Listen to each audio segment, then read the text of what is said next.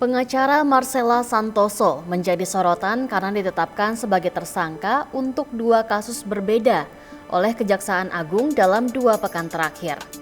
Pertama, pada Sabtu 12 April 2025 lalu, Marcella ditetapkan sebagai tersangka kasus suap penanganan perkara korupsi ekspor minyak sawit mentah yang menjerat 3 korporasi.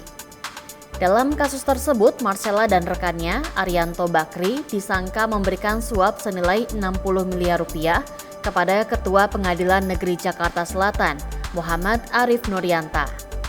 Kejagung menyebut uang itu diberikan ke Arif saat menjabat sebagai Wakil Ketua Pengadilan Negeri Jakarta untuk mengatur agar majelis hakim yang menangani perkara tersebut menjatuhkan vonis lepas terhadap ketiga korporasi.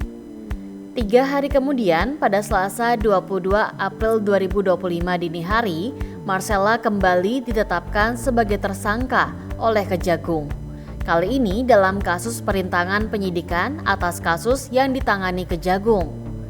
Marcella bersama advokat Junaidi Saibih dinilai merintangi penyidikan, penuntutan, hingga pengadilan untuk 3 kasus perkara, yaitu kasus dugaan korupsi PT Timah, kasus dugaan impor gula, dan kasus dugaan suap penanganan perkara ekspor CPO. Menurut Kejagung, Marcella dan Junaidi membiayai unjuk rasa, seminar, dan talk show dengan narasi yang memojokkan Kejagung dalam penanganan perkara-perkara di atas. Marcella dan Junaidi juga diduga membayar Direktur Pemberitaan JAK TV Tian Bahtiar dengan uang Rp487.500.000 agar narasi-narasi negatif tentang Kejagung dapat diangkat di JAK TV.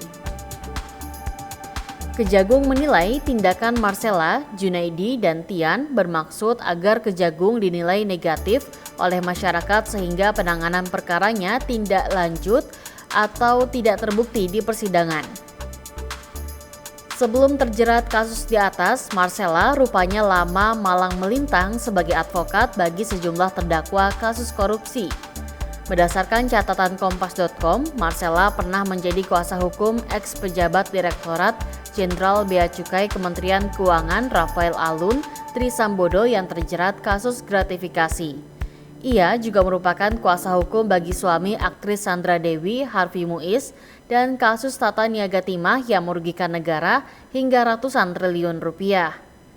Selain kasus korupsi, Marcella juga pernah menjadi kuasa hukum dalam perkara perintangan penyidikan kasus pembunuhan Brigadir Nofriansah Yosua Huta Barat atau Brigadir J yang menyeret ex-Kadif Propam Polri Verdi Sambo.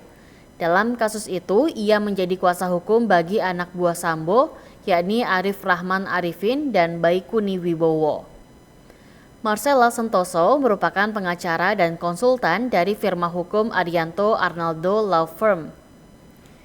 Berdasarkan akun Link ID, Marcella ia pernah menempuh studi hukum di Universitas Indonesia dan lulus pada 2006.